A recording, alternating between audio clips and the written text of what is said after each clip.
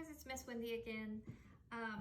This lesson we're gonna learn, we're gonna do a little lines and circles, abstract Miss Magda, artwork. hi. This kind of reminds me of Sonia Delaunay. She was a very famous artist, I think back in the 50s, 60s.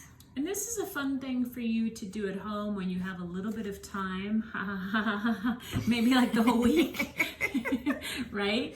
And one of the reasons I love this is you can actually spend so much time coloring it in, and with just two simple shapes, circles and lines. And take your time, because that's all you got. Time, right? Time. No rushing to get done before class is over or anything like that. So what I would do is gather my supplies. We kind of already did that. I'm going to be using a Sharpie because I want you guys to be able to see what I'm doing on the paper. You should probably use a pencil of some kind, any kind. You need some things that you can trace that are circles. Bowls, again, anything. Miss Wendy made this on the wheel. Your pop socket would work. I'm staring at the back of Magda's pop socket. You probably also need a ruler. If you don't have a ruler, you could use the edge of a book or a pad of paper. You could even use another pencil. Yeah, you pencil could. with a pencil. Totally good. So the first thing you want to do is put your circles on, and then decide where you want to place those. So you can put them anywhere you want. It's your art.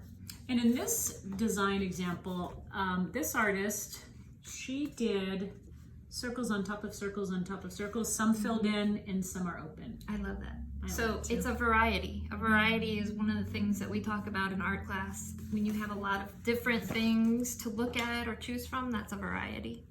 And that helps make your art stand out and be the best it can be. So I'm just gonna start drawing some circles, tracing some circles here.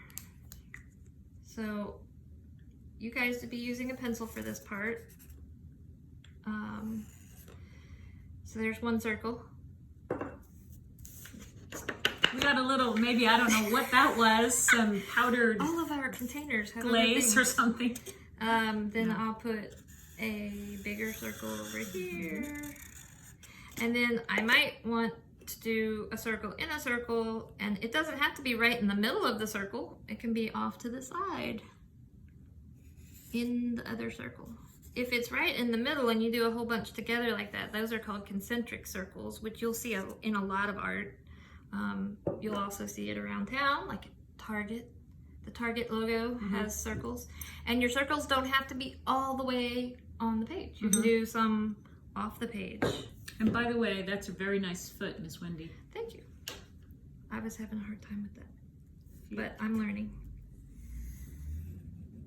I think that was when I finally got the hang of trimming.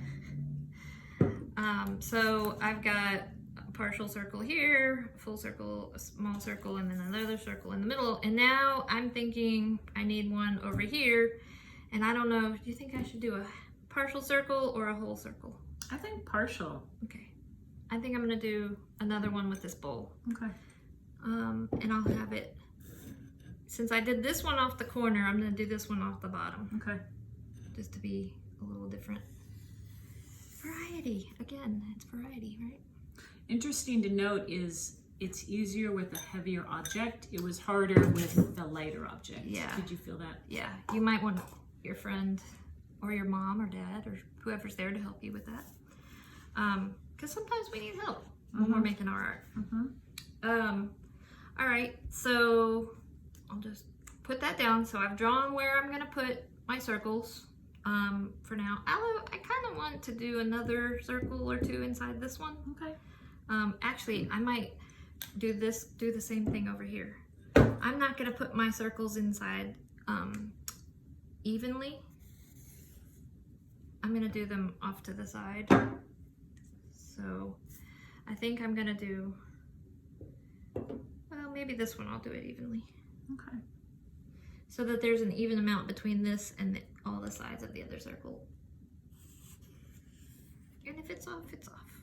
That's not bad. All right, So that's all I'm gonna do. You guys would be doing that with a pencil.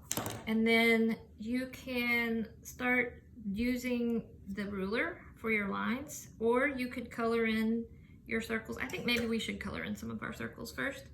So anywhere you were gonna color in solid, you might wanna do that first, because if you don't, what'll happen is when you're coloring in, and we're using oil pastels, when you're coloring in with oil pastels and you draw lines from areas that are colored in, it'll start smearing, especially if you use black. If you touch black oil pastel and you're coloring in with another color, it'll start streaking into your colors. Now, oil pastels, you don't have to use oil pastels, but that's what we're using because they have a nice vibrant quality to them. You'll notice oil pastels are kind of slippery when you're working with them, especially if you put a nice coat on there like I have here. It gets really slick, and I like that. That's one of the things I like about oil pastels. So you're saying do the lines after you're done coloring. I think so. I think so. Okay. I mean, I think agree. if you accidentally do the lines first, it's not the end of the world. But I would, thinking about it more, I think I would color in and then do the lines. Okay. And then I think on this one, I'm gonna do the inside with the color. Nice. That's a really beautiful color. Yeah, I like this color. These are just Crayola oil pastels, which I prefer, especially for kids. I think they are really good quality. I use them everywhere. I like them. You don't really need any other fancy pants brand. If you're going out somewhere, you could probably find these at Walmart. I know you can find them on the Amazon website. Let's see what else. I'm gonna color in here. They have, lots of nice colors. I love them. Also, if you have baby oil, you can use that to spread the colors like paint, which I have done. I did that in art school. I had a really big painting that I did with oil pastel, and it kind of like melts them. Beautiful. Without heat. Beautiful. So I'm just sitting here watching you do art. It's so mesmerizing and relaxing. I love it. I love to just sit and do art. It's a good anxiety reliever. All right. So I think then what I'm going to do is get my ruler, and I'm going to start doing lines. Okay. I might use some of the same colors that I did, and I'm just going to go right along there. And then I might change it up after I get to a certain point. Oh, and you could make the lines go sideways, like inside of this circle. You could change it up, make them go this way. Oh, I like that. If you wanted to. Whoop, I just drew on the ruler, not the paper. And then you can, use your imagination, whatever you want to do. One thing I love about art is it doesn't matter what you do, it's very enjoyable.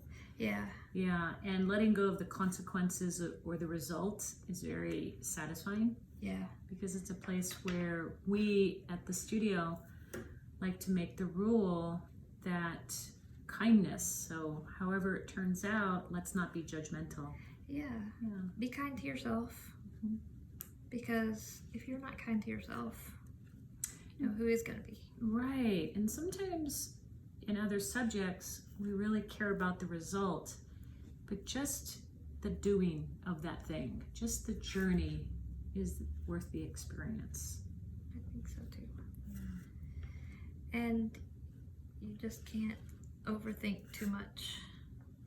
A lot of people do that when they're doing their art. Let's show that audience what's happening. So there you go. That's all I've got so far. And you can put the lines as close together or as far apart as you want. Yeah. Fun. Yeah. And this artist, what I love about hers is she did some white. I don't know if you can see the white on the inside. It kind of gets lost, but really, really nice. Well, enjoy your afternoon or morning whenever you are watching this, and we'll see you very soon at the studio. Bye. Bye.